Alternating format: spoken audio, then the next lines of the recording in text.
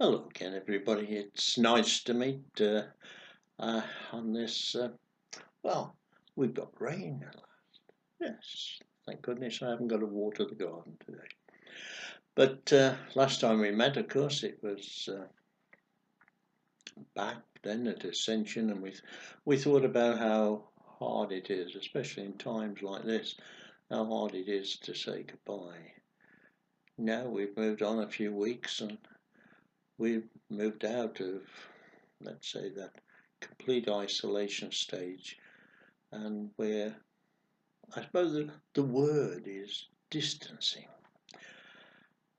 When I was younger, if you distance somebody, it meant you cut them off completely.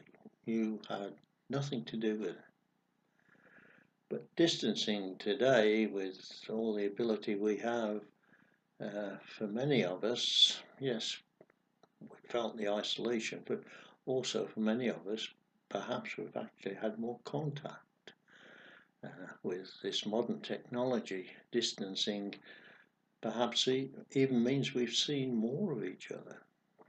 I know for the church, more have been joining us online, and overall we're told that 25% of the population now has been part of church, which is something that makes us, or should make us, think about the future, and perhaps what we were doing in our norm in the past, which was seeing church as a building of a gathering on a Sunday, of doing our thing inside, and just hoping, or even perhaps trying to bring people into that.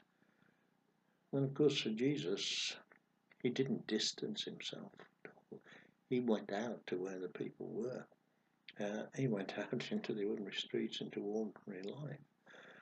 So, distancing, I hope, has shown us that when, after COVID, just like after Pentecost, we think about how it's out there that matters. It's not about going back to the norm of out there, or let alone inside. It's about having that new spirit within to take the new opportunities and some of the lessons that we've learned, and putting them into practice. That even at a distance you can keep contact.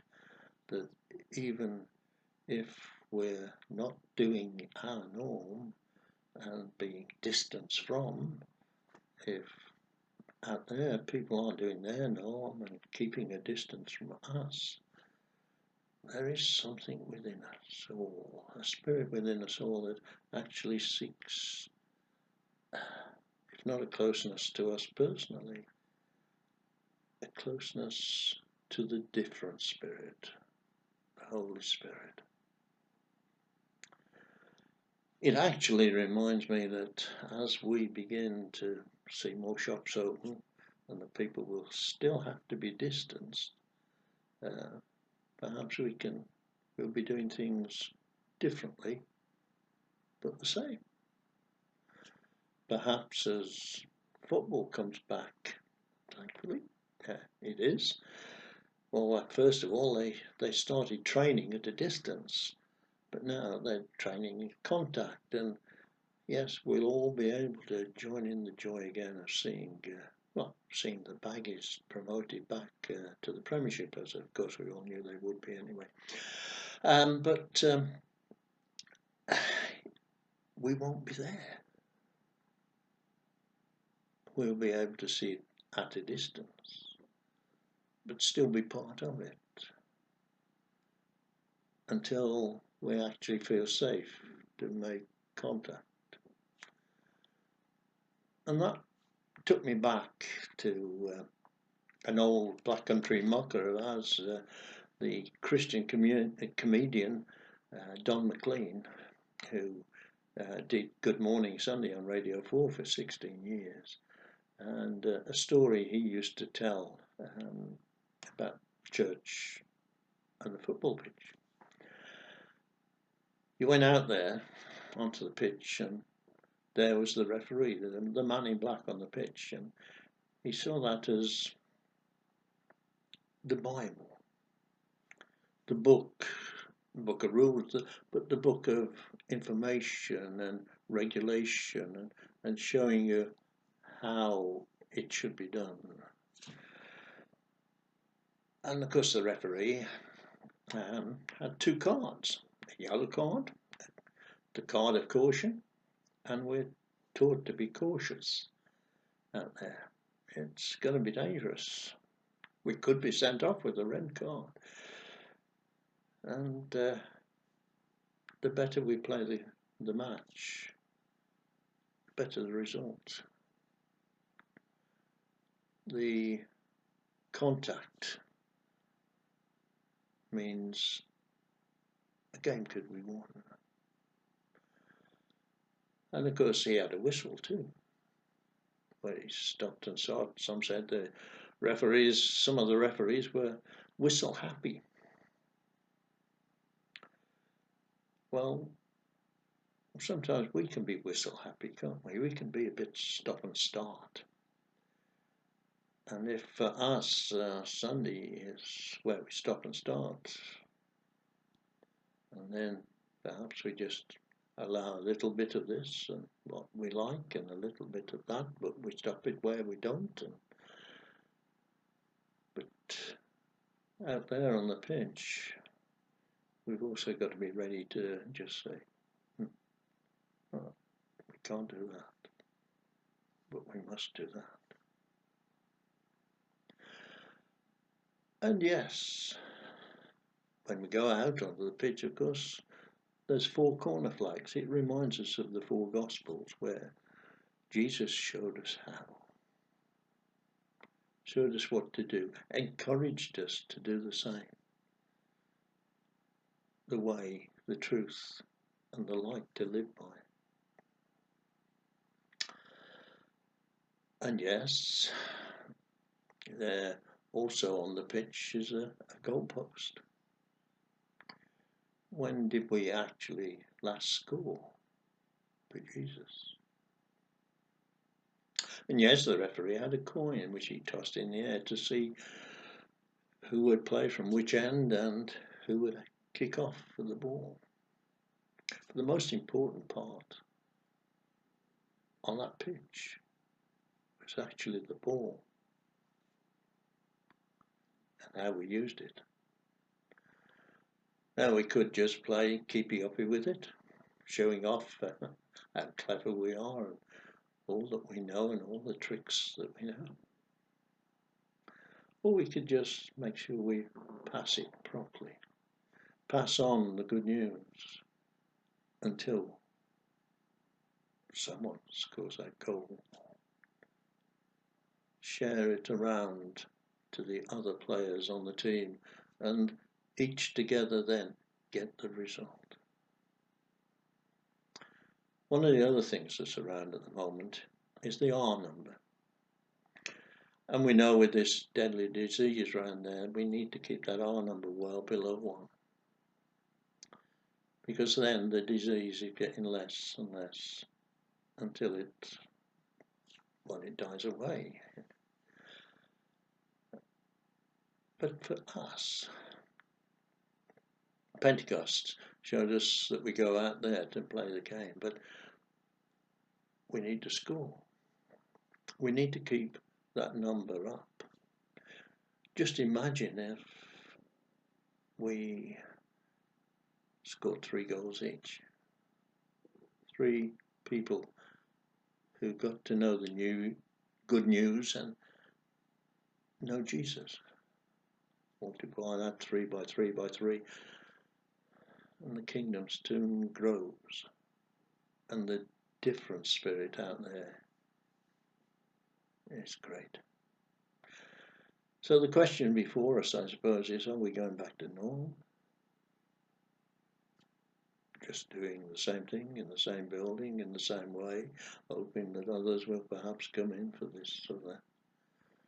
Or are we actually going to use all this ability that we now have to reach those who are still reticent, still keep at a distance from each other, let alone from church. Well, I think we need to be out on the pitch. We need to be where Jesus went. We need to be doing it in the way he did it, to heal and care, to take out that different spirit. It's what he encouraged us to do. And that means by actually taking the risk, but doing it in his spirit and in his way. And so it actually leaves me with a poem that, oh, it's not a poem, it's a song. Bette Midler sang it well, and you may know it too, and I hope you remember it. It was a song called God Sees Us from a Distance. Oh, I'll tell you a bit more in a minute. Let me read it to you. I could, of course, do a rap. I haven't done one of those for ages, but no, I'll save you the misery of that and just do the reading. From a distance, the world looks blue and green, and the snow-capped mountains white. From a distance, the oceans meet the stream, and the eagles take to flight. From a distance, there is harmony, and it echoes through the land.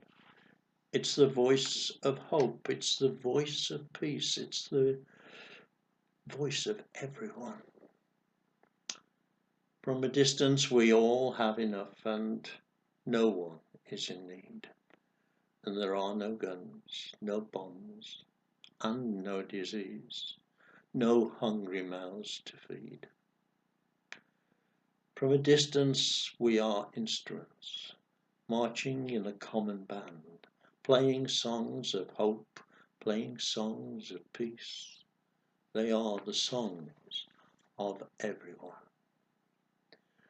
God is watching us. God is watching us. God is watching us from a distance. From a distance, you look like my friend, even though we're told we're at war. From a distance, I just cannot comprehend what all this fighting is for. From a distance, there is harmony, and it echoes through the land. And it's the hope of hopes, it's the love of loves, it's the heart of everyone. It's the hope of hopes, it's the love of loves, it's the song for everyone. God is watching us. God is watching us. God is watching us from a distance. It's after Pentecost, and I'm looking forward to after Easter. The Pentecost reading told us that old men like me can still dream the dreams of one kingdom, one people, no difference, all living in justice and equality and peace. And the young can dream that vision too. So for me, God is not only watching us from a distance, we are reassured by Acts that His Spirit is within us. So let's let His Spirit reign. God bless. Till we meet again.